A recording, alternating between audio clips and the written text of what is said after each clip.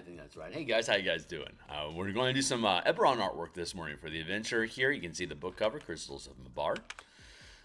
Give me a second here to check on my signal to make sure that I'm coming through loud and clear. We're going to do artwork here for about, maybe about an hour and a half. Yeah, sounds like I'm coming through A-OK. So let me drop that volume down there. Grab the link here. I'm going to do some really fast social media posts, and then we'll get to work here. So for those that are new to the channel, thank you for being here, and welcome to the mix. My name is Phil Kearney. I create role-playing games. I illustrate them, and I publish them online. And I've been creating content for Dungeons & Dragons 5th edition, publishing on the DMsGuild here since 2018, I think, is when the first things I did came out. I've been an Eberron enthusiast since like around 2004. I've been a freelance illustrator since 1999, and I've been DMing since 1987. But I haven't created any adventures or done anything specifically for Eberron yet. And Eberron is my homebrew setting of choice, so I want to do stuff with Eberron here. And so this adventure is my first contribution to the Eberron community, and it's for characters level 7 and 8. We're fighting undead, demons, and necromancers in the Carnwood of Karrnath on the continent of Khorvaire. Let me fix my screen here real quick. If you find today to be fun, I'd ask to like, subscribe, hit the bell icon for notifications when we're live in the future. Here's a bunch of books I've already published on the DMsGuild. They all have free previews. Be welcome to check them out. If you want to support me, consider buying a book, or you can follow me on Patreon instead. Here's my Discord community if you want to get involved in any kind of play testing, some social media stuff, and I guess without further ado, let's get to work. Okay, so let's see. For those that aren't indoctrinated, this is a digital, it's, on the DMsGuild, it's PDFs that you're creating. And sure, you can do print on demand. Some can do print on demand depending on what you got going on. But this is a digital PDF. If you full screen your device, you'll see that this fits the 16:9 format on your device. If you turn it vertically, it'll be one column is also 16:9. And the entire adventure is built to be modular so that it's control panel style. So what you see on the page is what you need on that page. We have hyperlinks that bounce you to monsters in the monster manual in the back of the book. But otherwise, all the information about what's going on in a scene is self-contained. And so when we do the page layouts, we put all the text into place, and wherever there's gaps like this that pop up, we have to do illustrations. And we like to make the illustrations be relevant to the page that we're on. So Enrica Fleur here is a scout of the Silver Flame. While our team was traveling within the Manifest Zone yesterday, they were ambushed by Karrnathi soldiers. She and some of her team were captured and taken underground, held captive with a handful of villagers and other folk. If the adventure begins in part 1, at the beginning of the adventure, and the characters are now traveling with Enrica's friends who got away, because they got away, they recognize her as she's running to escape the cemetery. If the adventure begins in part 2, at the edge of the Manifest Zone, further into the adventure, Enrica instead tells the characters the other scouts have been captured and may still be held underground in part 3, area 11, the prison. She's eager to show the characters the hidden passage in area 6, Northern Gazebo, which is back here, and join the party to rescue her allies. And then the actual prison is where they're held at. So we're doing an escape prisoner sort of thing. And so I'm happy with the environment. I'm very happy with the environment. I think this looks great. I think she looks great. I like the environment, the topography. This is everything that I expected and intended it to be. So this is all panning out really, really nicely. I'm going to... the last thing that we need to do are the guards that are looking for her. So using the Emerald Claw Zealot token that we created. Nice. We're going to build these dudes out. So that's our next effort. So stick around. That's what we're working on.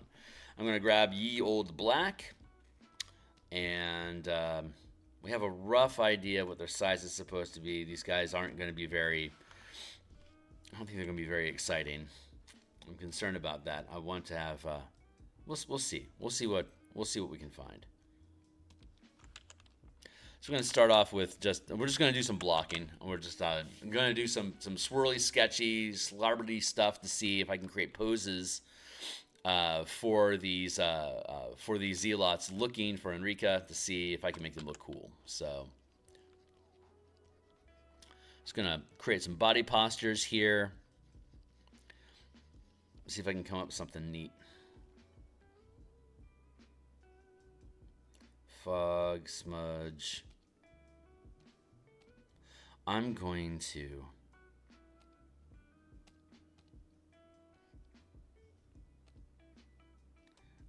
take the back. I'm going to take the ground. I'm going to fade it a little bit, just so I can make sure that these guys stand out a little bit more. Hey, what's going on, Pians? Yep, back from downtown. I'm back into my normal rhythm of Monday through Friday, and that will be on course for the rest of the month. So, or rather, for the next 4 or 5 weeks, I should be doing. I should be present 5 days a week, Monday through Friday. Once a month here in Seattle, I go downtown. Yesterday and the day before were a little unique in that I was downtown twice because of just events that was going on at my day job. But otherwise, I work remotely, and so I can work. I can do artwork here in the morning when I wake up for an hour or so, and then, having gotten my fix of creativity in my life, I can then log out and then go do my day job with integrity, knowing that I took care of my own desires and my own passions of living in the future for myself first, and so I paid myself dividends in time right off the bat, and then the rest of my day I'll spend earning my paycheck. These guys are going to be fairly static because they're just kind of, they're just kind of prowling around looking for somebody. So I'm not sure how exciting it's going to be. Yeah, me too. Thanks, Pians. Really appreciate it. Thank you.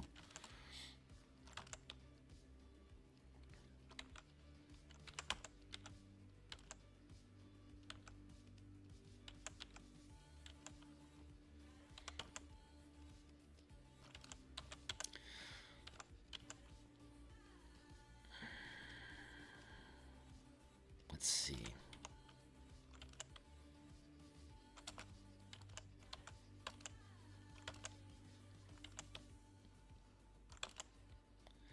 Have them like this.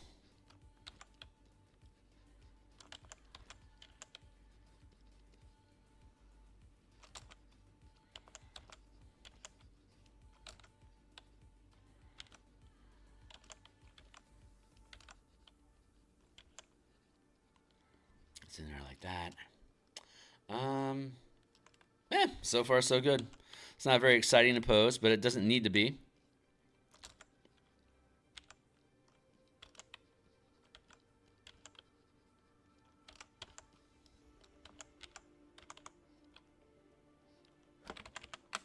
Let's do like that. This will be the last day that I'm working on this illustration. When we come back on Monday, we're going to have another page that we're working on. Actually, I've got that page really well set up. Hey, what's going on? Just curious. Would you rather go in to a trapped kobold cave as level 1, or would you rather take a random mushroom circle? Oh my Jesus, fuck. The existential terror of a Feywild mushroom circle is much higher, but the direct lethality of going into a goblin cave, a kobold cave, no. I think I'd rather risk the mushrooms. Like, kobolds can kill you at the 3rd level if they're organized and you're going into their lair. That's dangerous, man.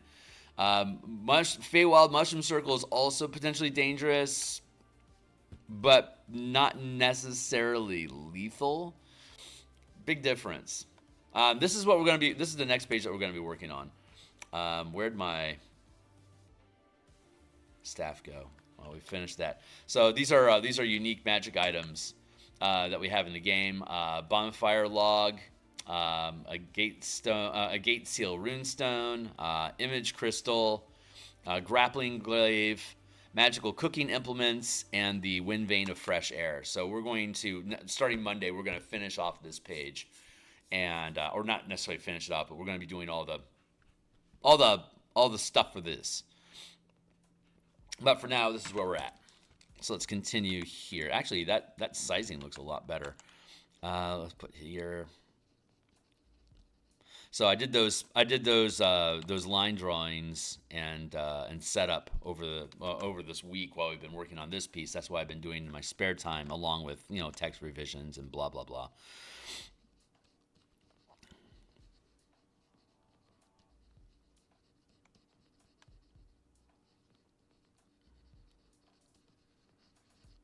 Here like this.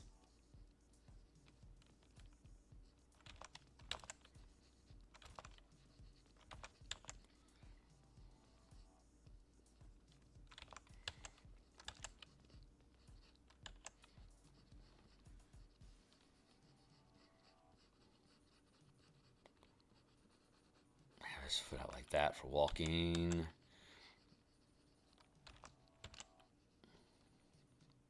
I don't think I need to get psychotic with the details, but I don't want to neglect them either.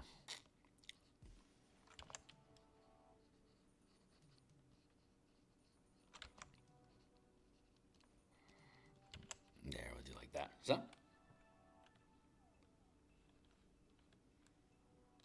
Stuff. Yes. Stuff, magic items, oddities. That I'll show you that section when we get to it. It's I'll highlight that. It's 3 pages of items, oddities, and equipment. That's the last page that I need to finish for it. So when we get there on Monday, I will happily give you a quick tour of that section.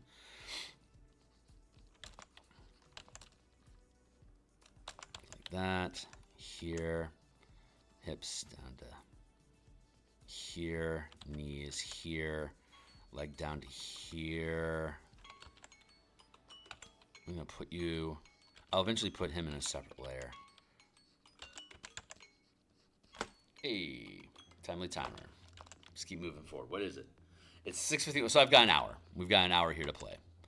We'll make some substantive progress, but I'll probably, I'm going to stop working on this one.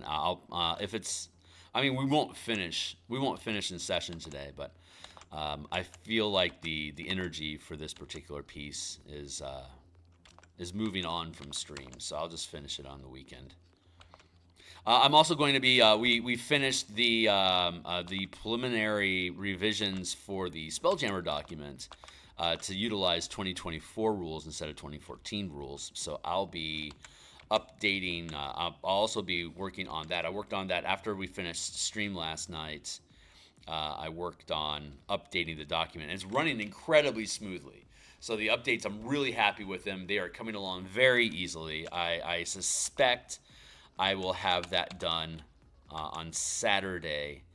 And have an opportunity to go ahead and publish that probably Saturday afternoon, just to get that up to date. And then so on Mondays and Thursday nights, we'll be shifting gears to a different project. I'm not 100% sure. Last night I was talking about continuing work on the Mecha Kaiju book and the Subclasses book. Since we have the Spelljammer 2024 document updated, there's nothing that really holds us back from furthering that endeavor. But we also have the Bashing campaign document, as well as, here, let me get these guys.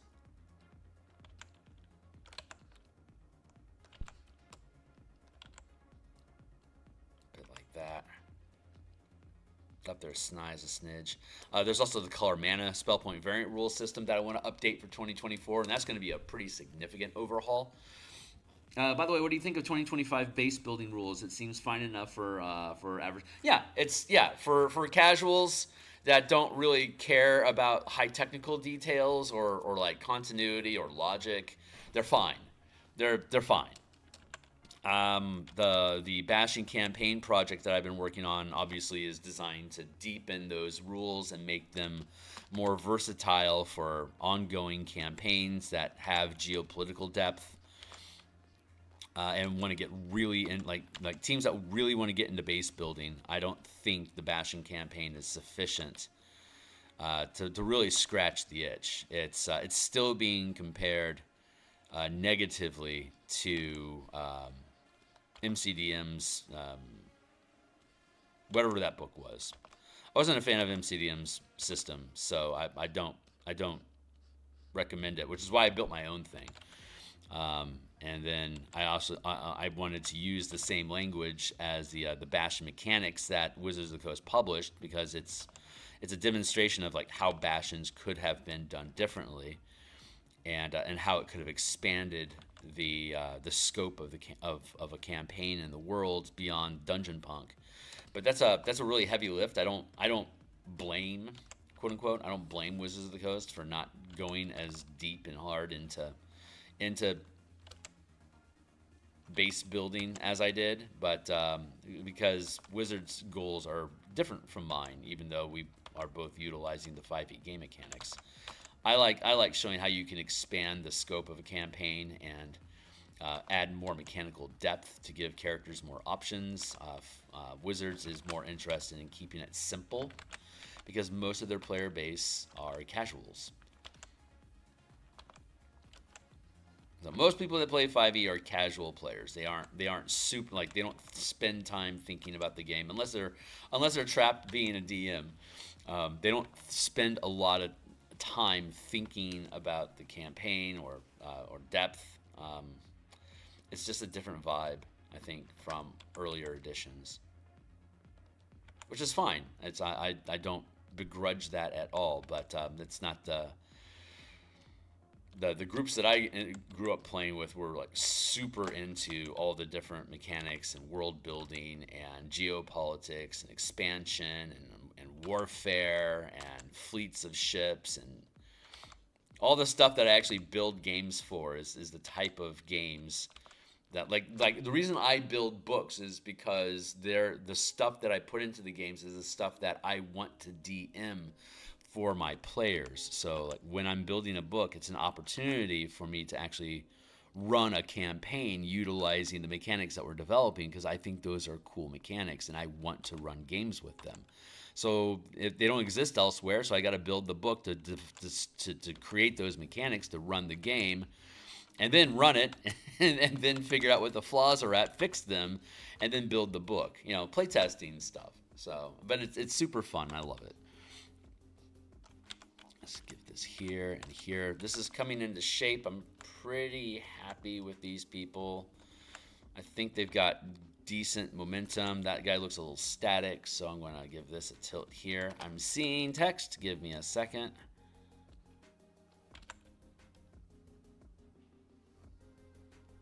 Yeah, that's going to work.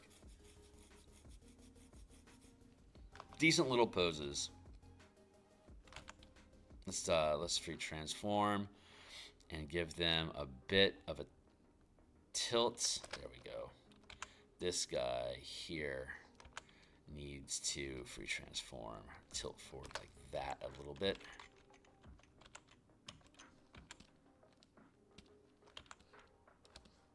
That's gonna be just fine. Hey, what's up? Say what about MCD's version, but I love Ambassador thing. By the way, I love MCD's Heart. Are you at all familiar with? Yeah, I am. Seems like one of the best dedicated pet classes executions. I'm not a fan of chaos. I don't like the I'm not a fan of things like deal yourself hit points of damage to give yourself a resource. Using exhaustion as a means of balancing power in a class, and I don't like a chance of your animal companion breaking free and attacking your team. I know it's a vibe, and some people are really into that potential punish your team to gain power. And that's generally what the Wild Heart is themed around. Get a powerful pet that is balanced by it has a chance of breaking free of control if you push it into rage too much. Like the more you have it do things, the more rage it builds, ferocity it builds up. And at a certain point, if you push your ferocity too hard, it breaks free of control and it attacks you or basically whoever's nearby it. And if your characters don't stand nearby it, then it's just going to attack enemies. And the only time it's really going to build up ferocity is during combat. So if you keep your pet as a frontline tank and the rest of your team keeps some distance from it, it's just going to default to attacking things anyway. It's kind of like hit points for resources. Well, another character can spend a spell point and give you all of your hit points plus extra back that you just lost in your features. So it's kind of a non-bow. Like it's just, I don't like the design of it. I respect the vision, and MCDM Studio certainly has a hell of a following, and I absolutely respect that. But it's just most of the ideas that come out of the studio don't jive with my personal take on game design.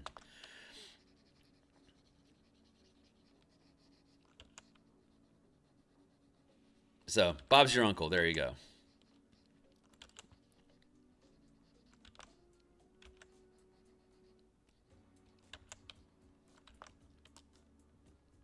I want to kick that leg forward a little bit. Get that step going. Not too stiff-legged, though.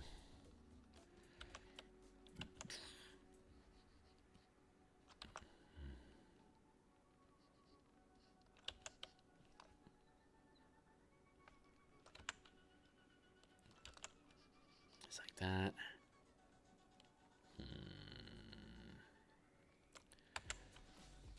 Let's take this and pull it forward a little bit. Give it a tilt.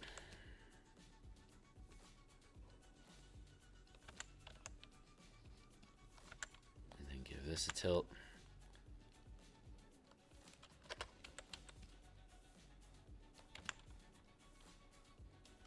And then grab this and pull that forward.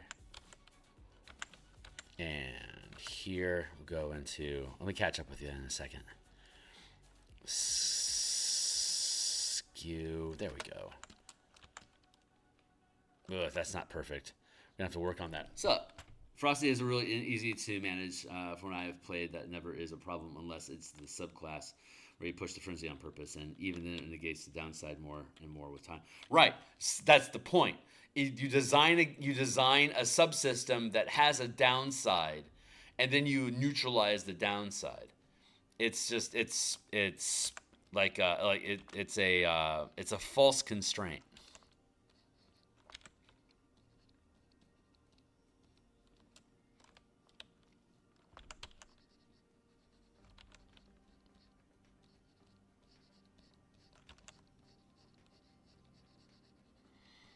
This guy's looking more and more zombie-like. I'm not happy with that. This guy, I like that pose. It's got momentum in the gate. In its gate. So I think this one looks pretty good. Gotta get that.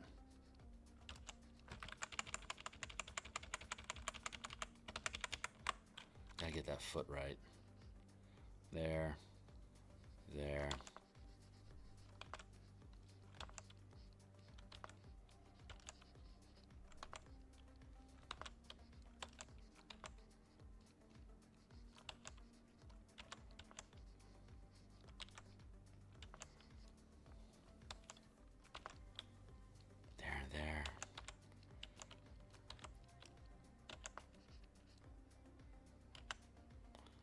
Let's take this here and pull it back like that. No, I liked it where it was. I like that little push. Yeah, it feels pretty good. This guy still needs some work. Let's give this one a lean. Transform. Push it forward.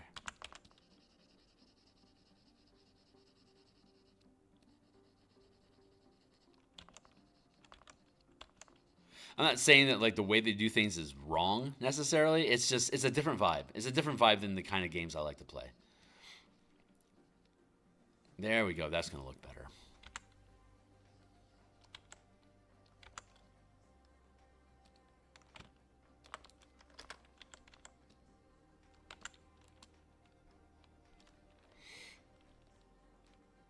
Well, if you choose to force the push, the only thing that removes that downside really is the one that deals with the mechanic more deeply as core mechanics 10.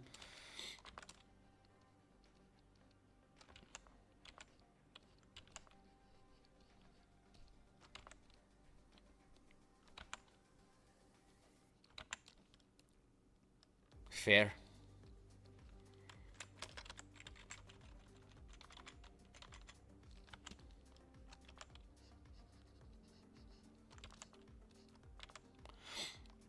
Though I agree, there needs to be better companion and like command rules in general in 5e. Wizards is very much focused on the dungeon punk idea, where it's just your character and your players going in, like no minions, no hirelings, no pack of dogs on leashes.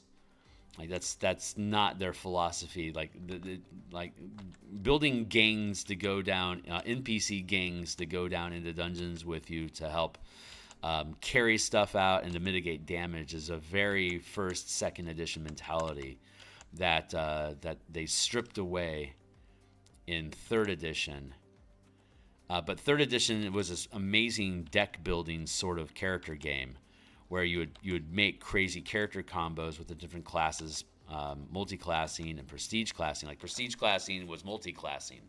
To advance your character, like to make your character specialized and unique, it leaned into multi-classing as a mechanic to give your character diversity with the type of abilities and spells and blah blah that the character could do. So it really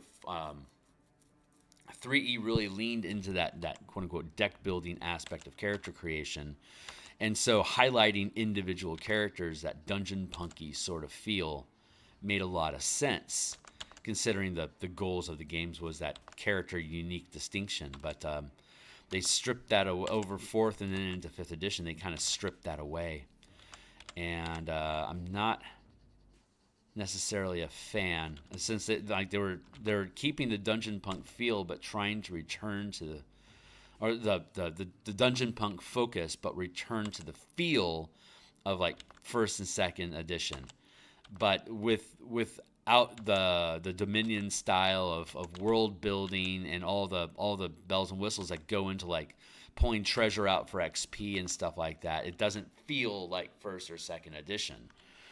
So, like, the vibe of the earlier editions was the world building, that you could really just go out and create an empire, and the game encouraged you to do it. That was generally lacking from Wizard of the Coast options. So them bringing Bastions in was an acknowledgement of, like, people like hideouts and stuff, but it didn't really scratch the itch.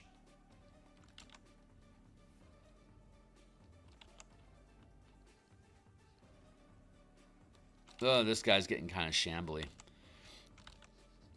It's not a bad pose. I just don't have any energy going into his limbs. So, I have this here. Probably want to keep that arm back. Sup? I suppose the love of the pet isn't really a pet and vibe the class. It's a creature that likes you enough to hang around and lessen, but it's not tamed. It will not roll over for belly rubs. Right on. Fair enough.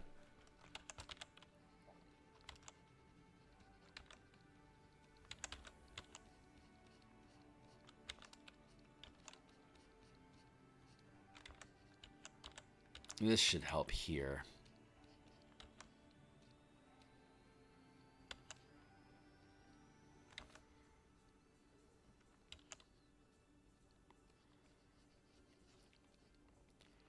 This will help.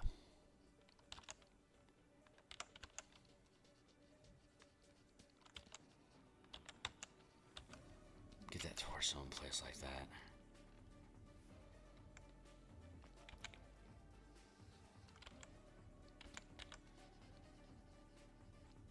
That's looking pretty good.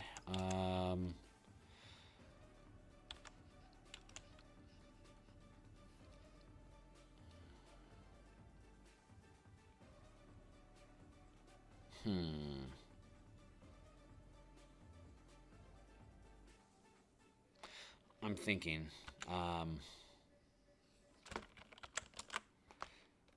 Here, what if instead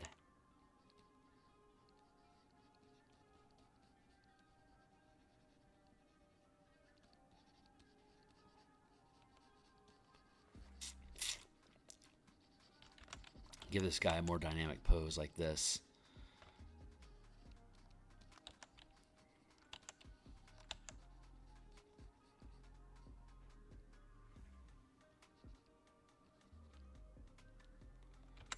Have him looking over this way. Let's go with skew.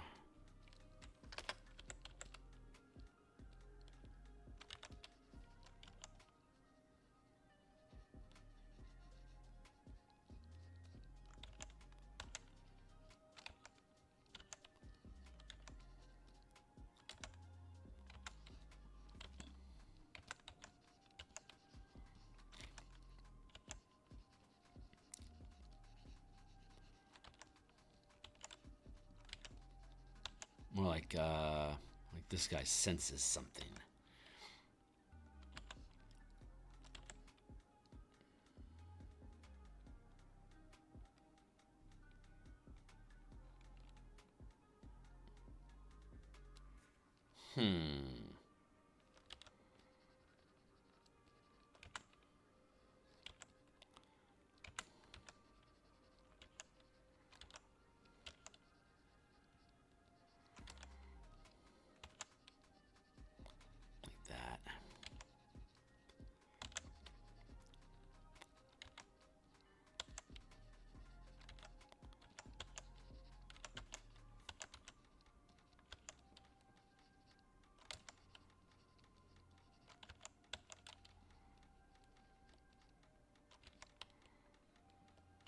Something.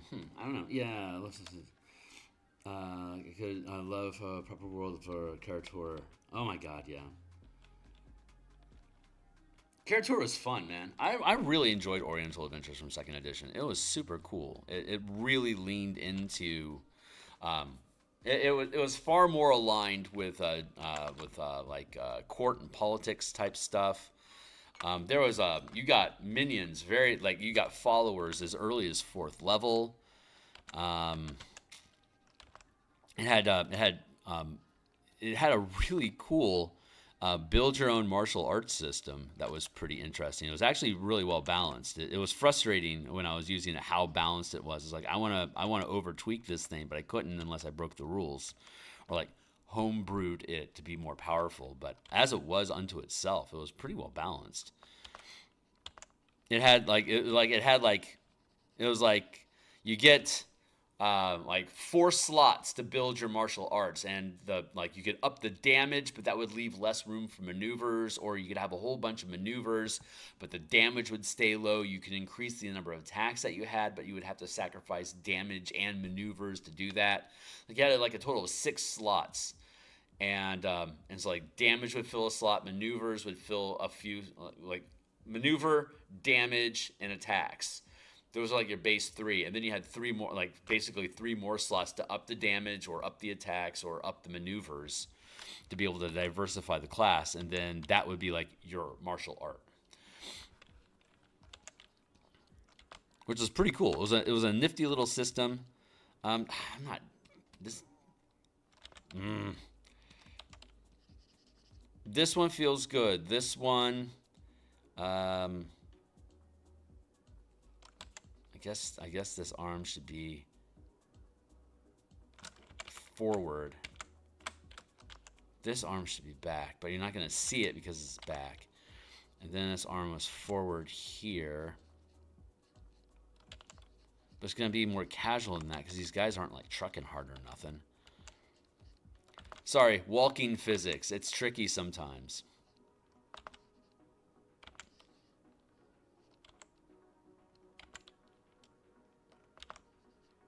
The Rokugan setting that they had from Legend of the Five Rings that they built a 5e version of, that was a kick-ass book. I've never played Legend of the Five Rings trading card game, but I really dig the lore and the world building that I got introduced to through the 5e supplement that they created. It's super cool. I love all the clans. I love the wall. I love the Oni. I wasn't a fan of the idea of not touch the taboo rules, don't touch the dead and stuff like that. Not a fan of that stuff, but generally speaking, Rokugan was an incredibly cool. Oh, that's fun. Let's do like this. Nice. Cool. Creating solutions. This will work.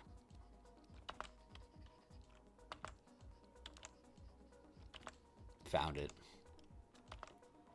Found it.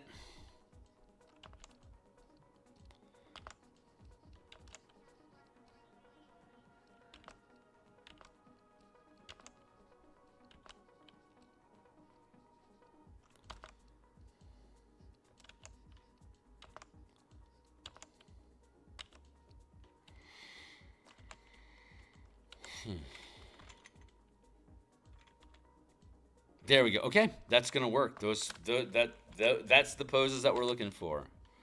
How are we looking in comparison? Pretty distant. I think we want to leave them. Actually, we could probably afford to bump them up just a smidge in size, like that. I need to bring this one down a bit for the perspective. There we go.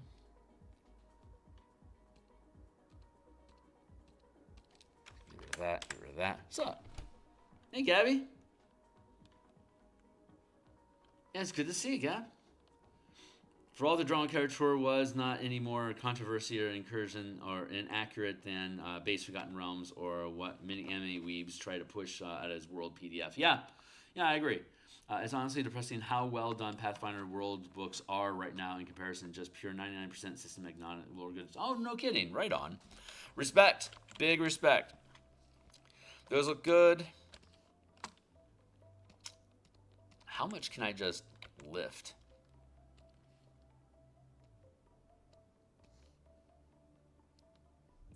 Uh-huh.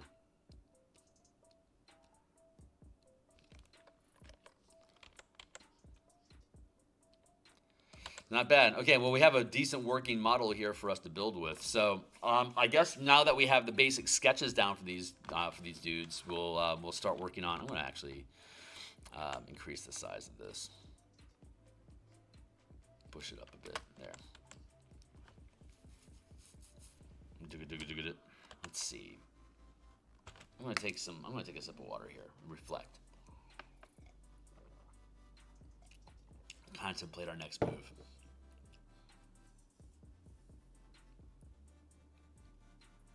Got a hair in my mouth. There we go.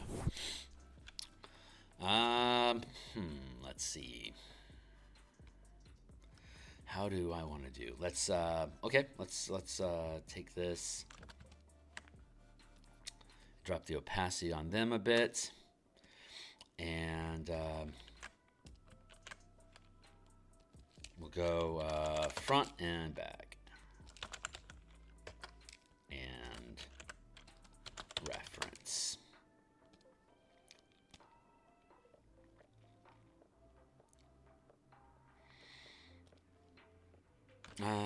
No, let's work on the guy in the back. I think this one is giving me better vibes at the moment. So we're going to work on this one. So we're going to drop the opacity a little bit more to push it back. Now we're going to start doing more clean line art. Just make sure we get the anatomy right, hopefully without killing the energy of the movement.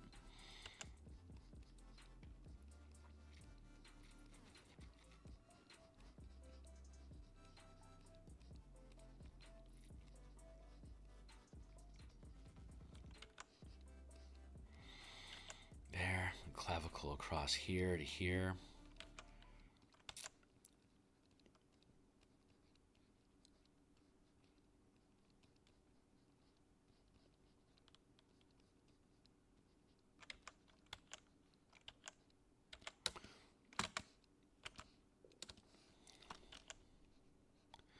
Like that. I think my music stopped. No, it's still going. Very good.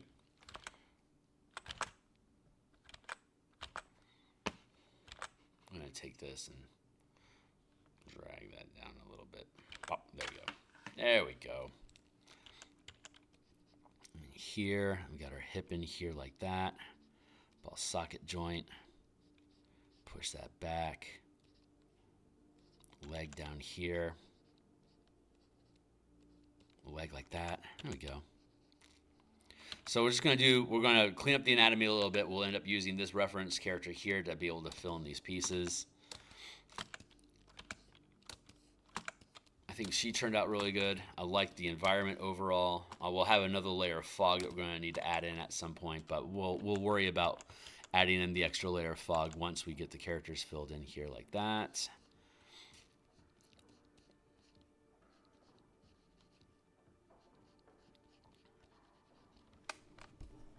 Pins, what's up? From last time, I got the feeling you aren't the biggest comic fan. I suspect you would know little or nothing about Green Arrow and Black Canary comic right now that you're reading. Oh, right. Yeah. I'm not a big comic guy. I've the comic book series that I used to read X-Men back in the 190s, back in the early 90s, and I read a little bit of TMNT. I tried getting into Image, but I just couldn't vibe with them. Around 2000, I got into Gold Digger, which was an indie comic that was going on for a while. I think it's actually still ongoing, but I just kind of lost interest in it after a while. Ghost in the Shell, especially Standalone Complex, or no, what was it? Mind Machine Interface. That was a big comic that I really enjoyed, and then Battle Chasers. Absolutely loved Battle Chasers. I was super sad that it wasn't going to get completed. But I don't see really good. I'm legally blind, so it's often difficult for me to read comic books because of the size of the text that's involved. So I didn't really get really deep into comics, just depending on what the format of it was and the coloring. Like, since I don't see color, contrast is a big issue, and sometimes comic books use exotic color for different character text bubbles, and those don't always jive with me. So I kind of, in general, bounce. Sometimes I just bounce off of comics. Like, they just don't. I just can't engage with them properly.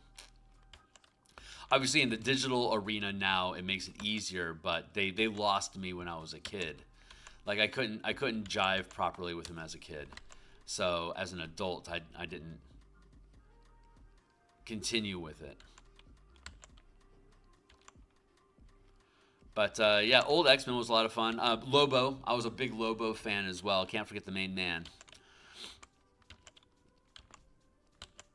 I've still got a stack of Ghost in the Shell, Battle Chasers, and Lobo comics here.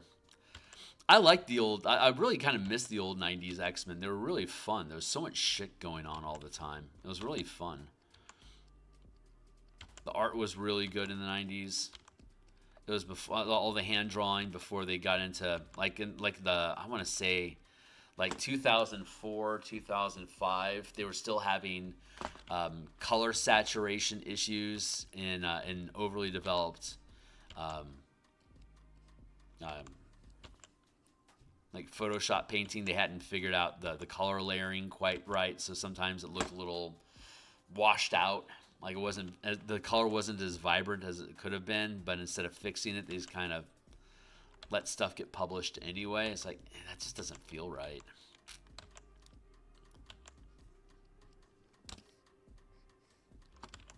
We'll work on. I'm liking the overall anatomy and the look of this character. So once I get this down, I want to bring this in a bit like that. There we go. Yeah, that feels pretty natural. Fair enough.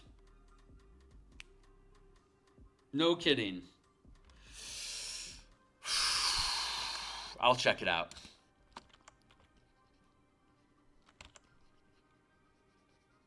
The Main Man is just such a fucking great comic. Love me Lobo. Loved it in the DC comics, the cartoons. Whenever Lobo would show up to fight Superman or something, that was always a lot of fun. I feel like the cartoon series, when Lobo would show up, they gave him proper reverence. He's nigh indestructible. You can't just ignore his ability. So I like that he was generally respected and not touched, like not treated like a clown.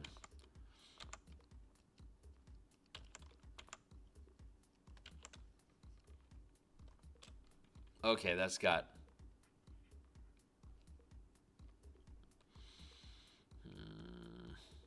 It'll do.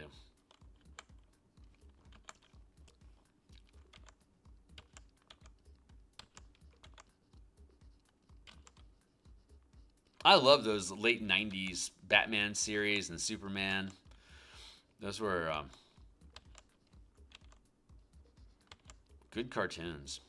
Best Batman ever. Batman the Animated Series was just amazing. It is. It holds up. It is. It is worth. It is worth. If anyone out there that isn't familiar with Batman the Animated Series, look into it. It's really really good.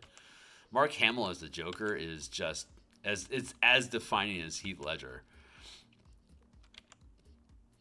I love Mark Hamill as the Joker. So good.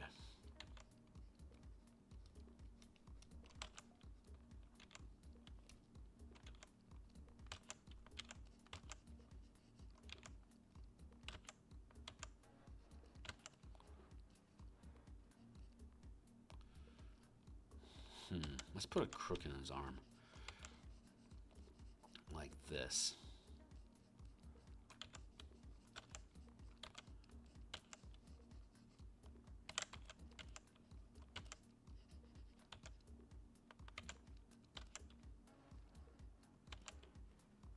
Oh, that feels even more natural. Very good.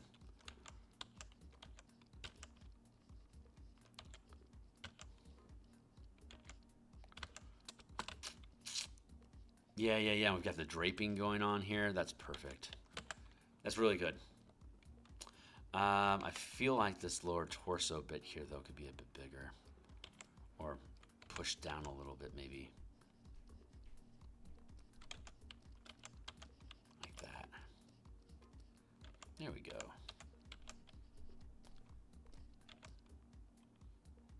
Yeah, that feels good. I like that. So let's kick on over to this one, and we'll drop its opacity down, and then add this in. What time is it? 7:25. So we still got 25 minutes left. Apparently, Main Man will appear in next year's Supergirl. Oh no shit! It's cast by some guy that played Aquaman, for that guy that played Aquaman in a few years. Jason Momoa. Is that what you're talking about?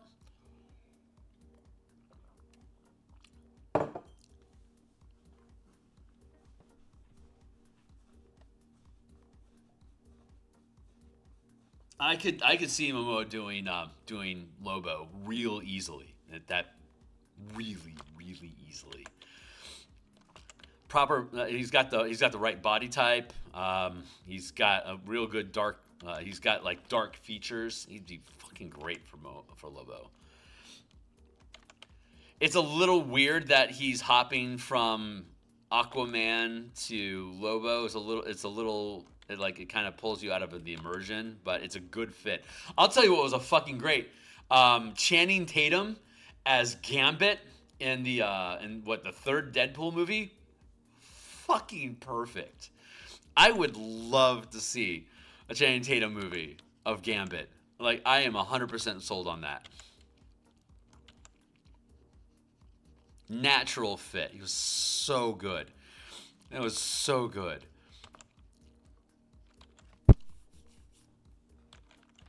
He's such a goofball. He's a great actor. I really enjoy just what a goofball actor he is.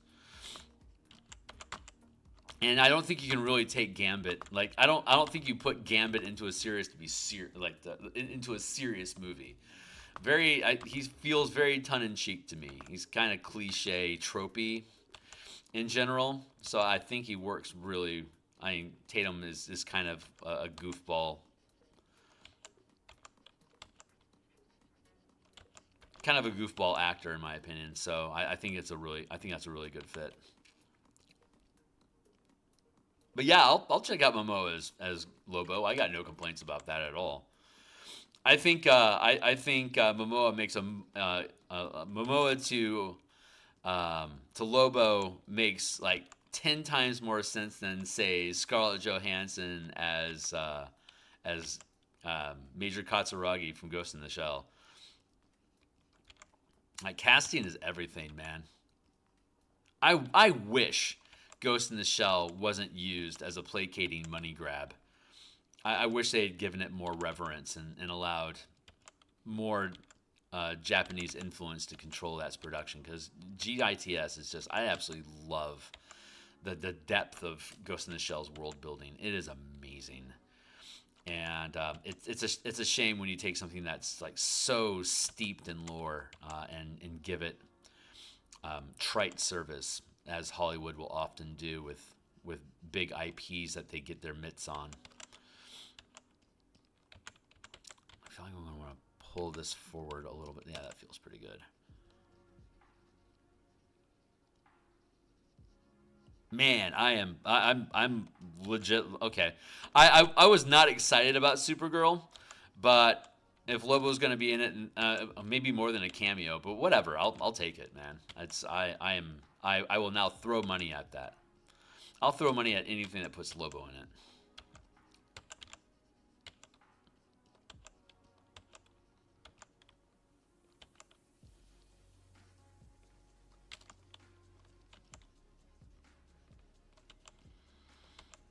Building this out, making it better.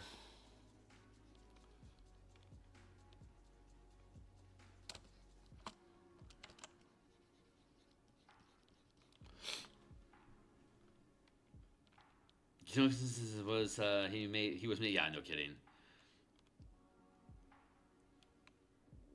No kidding. I love that. I love that he's excited about it. That's nothing. I think Mark. No. I can't remember his name. Was Superman, also The Witcher. I can't believe I can't remember his name offhand, but like, he really demonstrates, like, being a fanboy of the content that you're acting in is like so critical to having reverence for the role, and to really just not phone it in and do your best. Henry Cavill, thank you. Yeah, Henry Cavill is like proof of concept that let the nerds do. Just let the nerds do what they want to do with the things that they love, because they're going to do it good.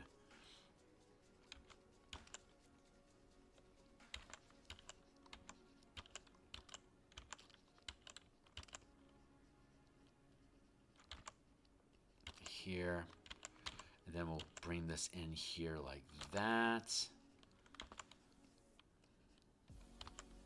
I think across the body this way. Let's get rid of that. Bring this in here, and then elbow crook, and then here to the haft, there like that.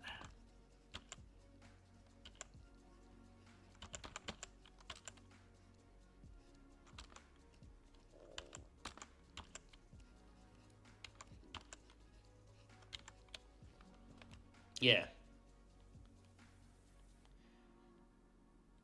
No, yeah, he was constrained. Everything that Henry Cavill's involved in is restrained, and held. I think the showrunners. I think for some reason he keeps getting matched with shit showrunners that don't respect the materials nearly as much as he does.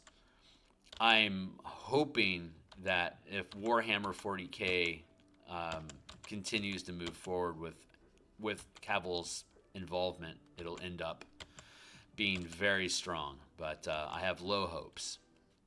But I'm cautiously optimistic about that. I would love to see it.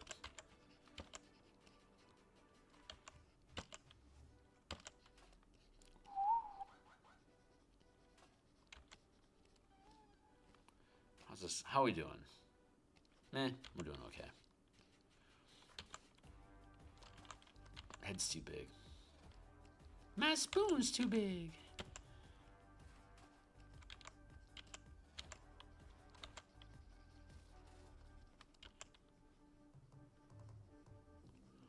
Like that.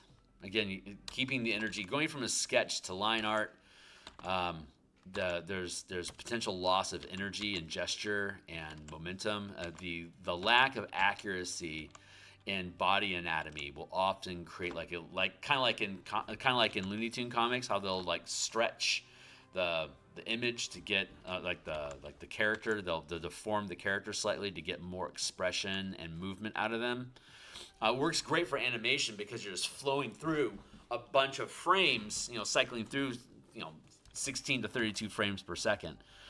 So you can do that distortion effect to create energy and elasticity, but when it's static poses like this, you don't have that same grace of movement in part of flow. You're catching it. You're basically trying to make. What am I trying to say? What I am often finding myself ending up trying to do is taking an in-between, like you have keyframes in animation, right? So in animation, everyone probably knows this, but in animation, you've got a series of static images that flows over time so quickly that your eye thinks it's actual movement.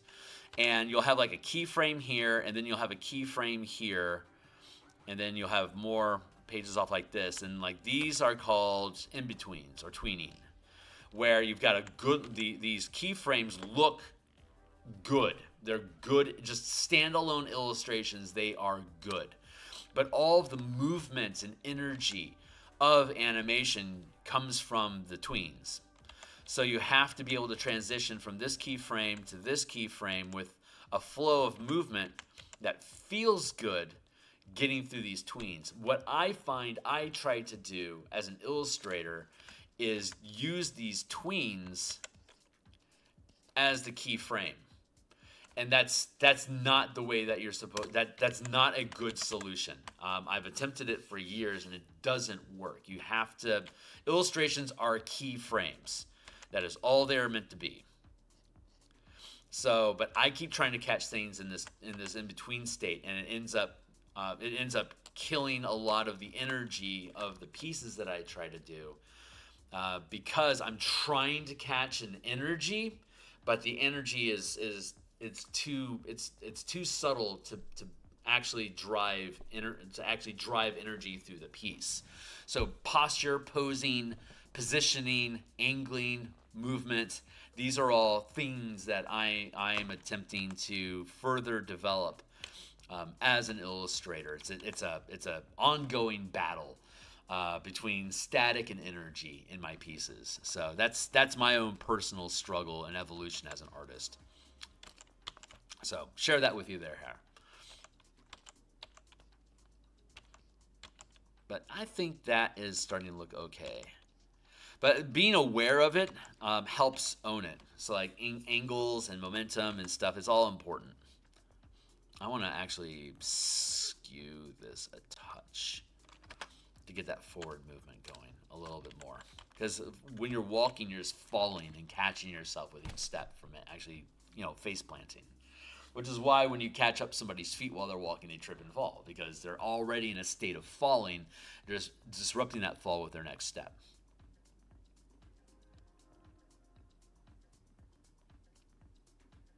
Yeah, I think that feels pretty good. Let's start going into the details of this armor and start getting that armor built on these body frames that we've developed. I think I want to start with this one again.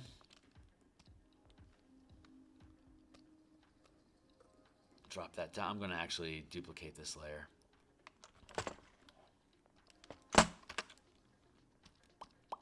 There, so we can modify this one with abandon. What's up? Bat Superman or Justice League Snyder had pretty dark take on DC, which is strange since between DC and Marvel, DC is the bright one. Yeah. Snyder tried to go too serious, I guess.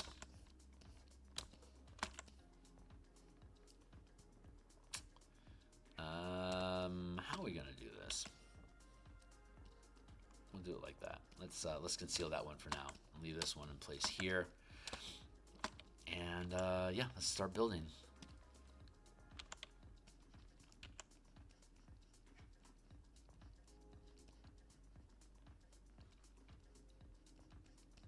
Building this out like that. Hello, everybody that's around.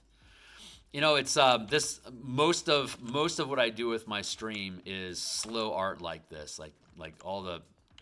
I don't really publish a lot of like videos. It's almost all live streaming, which is difficult to attain an audience. I would sincerely appreciate it. Anyone that's catching this stream for the first time, if you're enjoying the vibe at all, like and subscribe. I'm trying to get to 1,000 subscribers. It's a super slow crawl, and I know I know that we'll eventually be able to build Steam, but I have no idea how many years it's going to take. This is not a pop off hot take sort of channel. It's just putting the work in, and luckily I can have conversations and BS with people while I put in the work. So I've got a bunch of books that all have free previews down below. If people are into D&D and they want to see some of the design work I've done for 5th edition, you can check out the description down below. It's got a bunch of books that are on the DMsGuild that all have free previews to check out. I do game design on Mondays and Thursday nights like last night. And Monday through Friday in the mornings like this, we do artwork for the books that we publish. So I design, play test, write, do the layouts and artwork for my book, and when necessary, I hire a third-party editor to check my shit.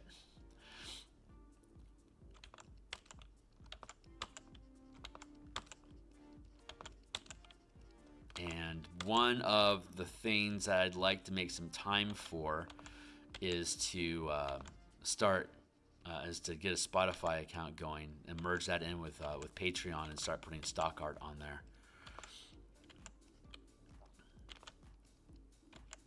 But one step at a time. We'll get there. There we go. That feels pretty good.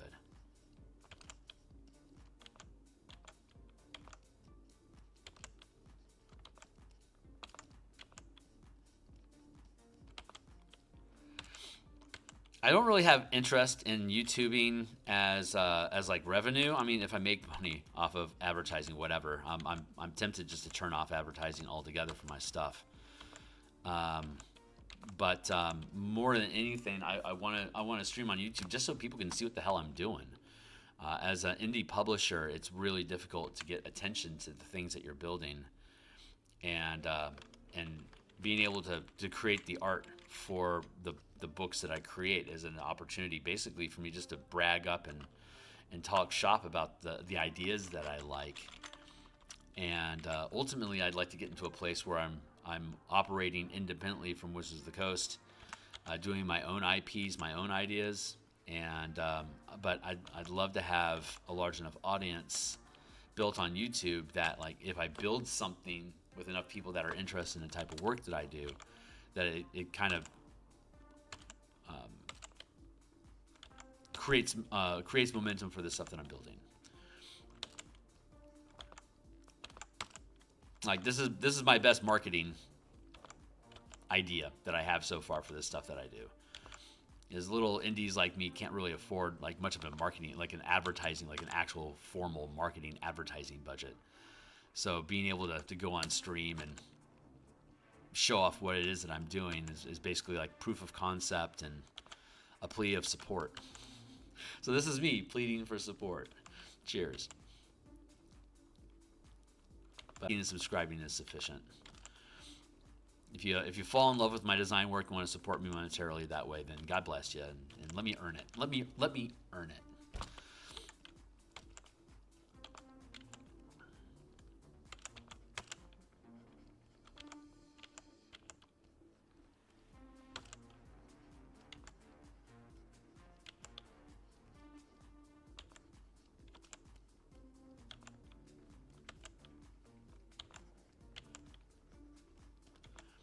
There we go. Bulk that up a little bit. That's starting to feel good.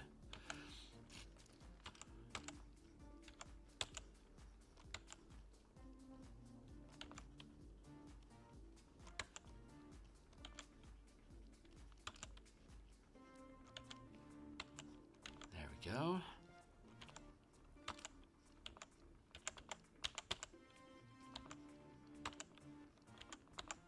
What's up?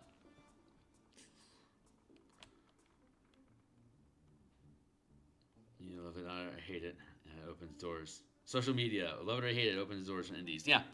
It's an opportunity for cool ideas to get attention that otherwise wouldn't. The late 90s, early 2000s, when print on demand became possible, that really opened the door for a lot of publishers to, like, you didn't have to have the budget to do like a 3,000 book run and hope somebody would buy it. Like it stripped away that gatekeeping aspect of large publishers. Indie publishing was an amazing change, and then being able to add social media to it on top of that is just it's a great means of democratizing creativity.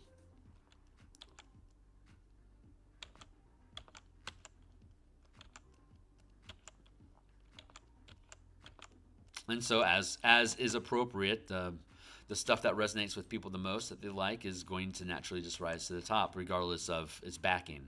I think what is it, Super Bonk, the new survival game that came out recently? That's a great example of just the natural nature of organic growth of games.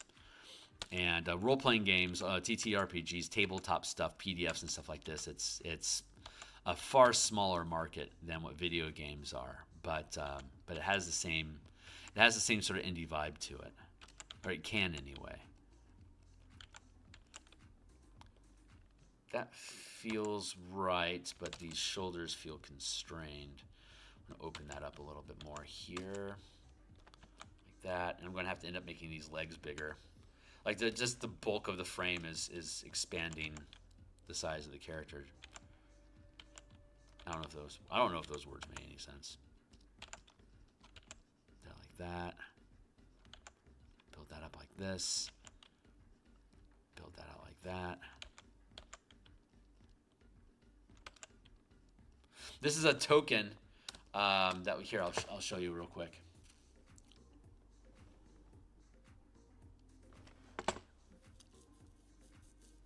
Yeah, it is. But that's just the freedom of market, and that's fair. You know, you in social media you get what you've earned, and you can't really fight that. So here's an imp token. This is a 1-inch 300 pixel square space. It's for on the 5-foot scale map of a D&D combat map.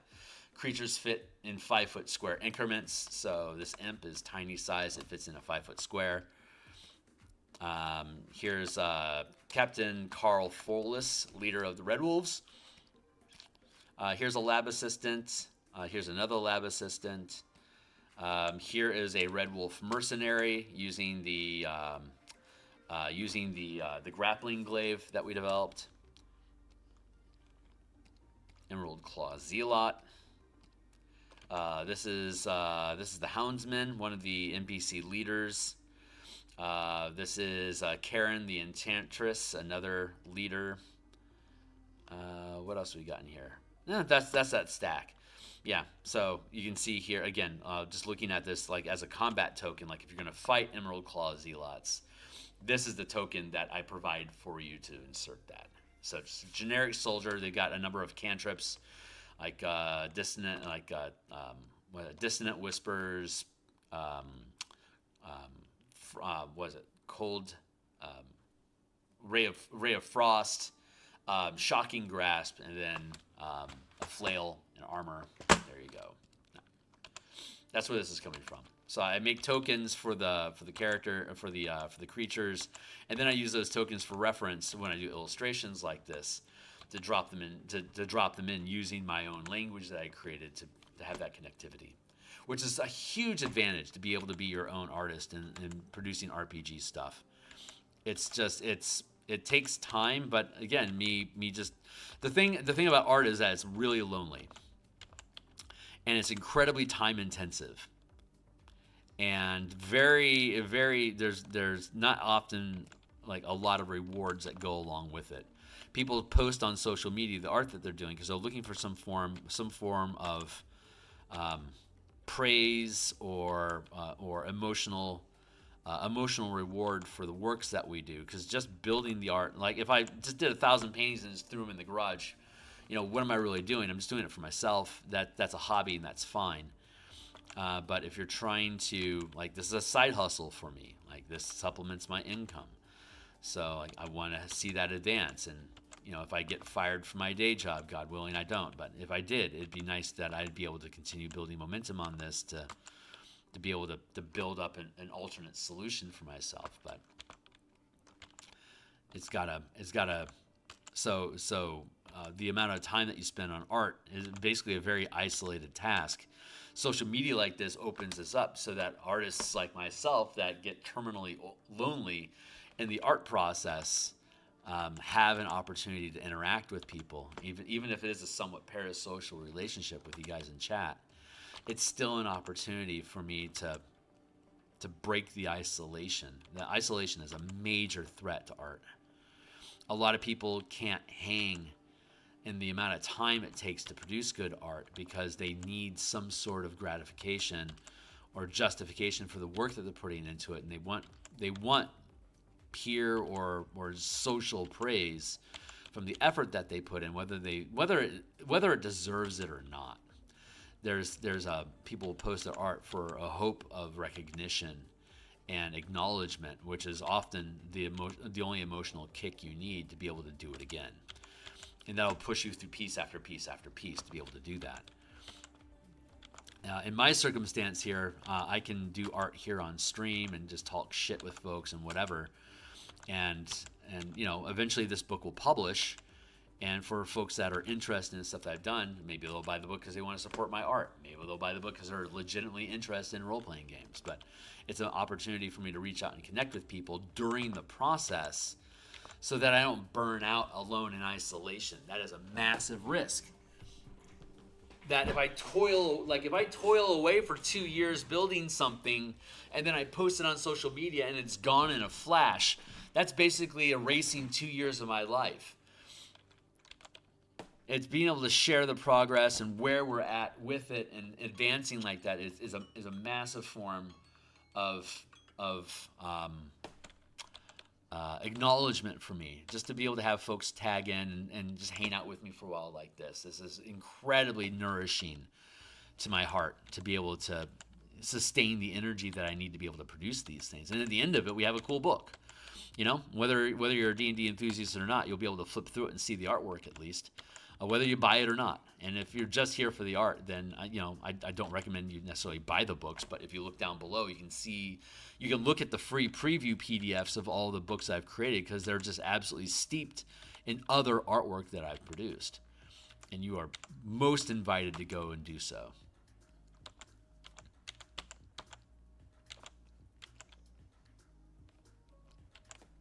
Everyone is certainly invited just to go take a look, because it's free to look.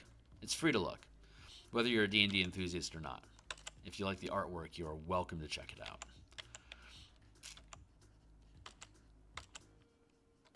But that was my timer saying it's time for me to go. You can see, like, here's where the knee is actually supposed to be down here. It's like this leg will end up extending like that, and this one will end up extending down like this. You gotta be real careful about my angles. What I'll probably end up doing, something like that, and then probably grabbing this. And let's free transform this and increase the size. That alarm says it's time for me to go to my day job. So yeah, it's 7:50. I gotta pack up and.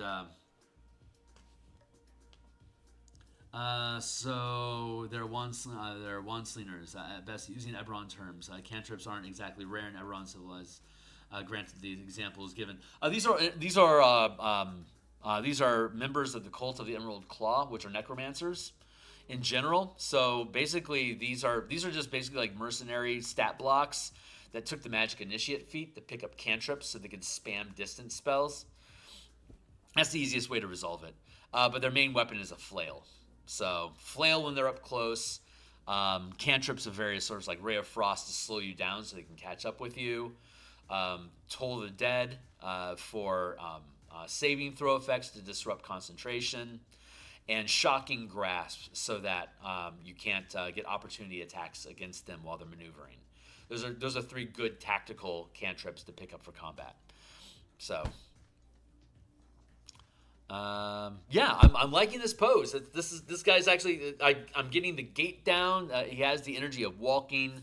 I really like that. I'm aware of wand slingers, and I think they're cool. And I do a lot of wands as like replacement firearms in Eberron, where it's basically like a first level cantrip gets loaded into a wand, and then pew pew pew pew pew. There you go. But yeah, I got to bounce. Yeah. Just got exactly. Got a few cantrips. Absolutely. All right, that's it. I got to cut out of here for today. We're going to be back on Monday. Monday through Friday, we do artwork in the morning like this. When we finish an illustration, we pick up another one and just keep moving through the book. When we run out of illustrations, that's when we can publish the book. And we're down to about 10 illustrations like this left. So I'm hoping that towards the end of November into December is looking like when we're going to be publishing this book.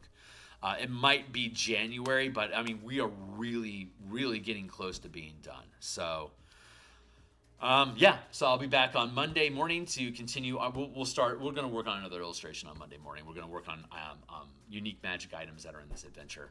So Monday through Friday, we do artwork in the morning. Monday night and Thursday night, we do game design for books that we will eventually illustrate. And if folks think this stuff is cool, like, subscribe, hit the bell icon. I'd love to have you around. Be welcome to join the gallery of conversation. I'd love to hear from you. Thanks a lot for everybody that's been hanging out with me. I've got playtesting on my Discord channel linked down below on Saturday mornings. We're doing 5e24 game design stuff with spell points and mana pools for martial characters, like converting battle masters into mana, spell point expenditure to use maneuvers and strikes and exploits and reactions and stuff. The playtesting has been going amazing, but if you're interested in that sort of stuff for D&D 5e, you're welcome to join my Discord community. There's no cost. Just show up and say, hey, love to have you. And then we'll be back on Monday. So thanks a lot, guys. I'll see you then. Cheers.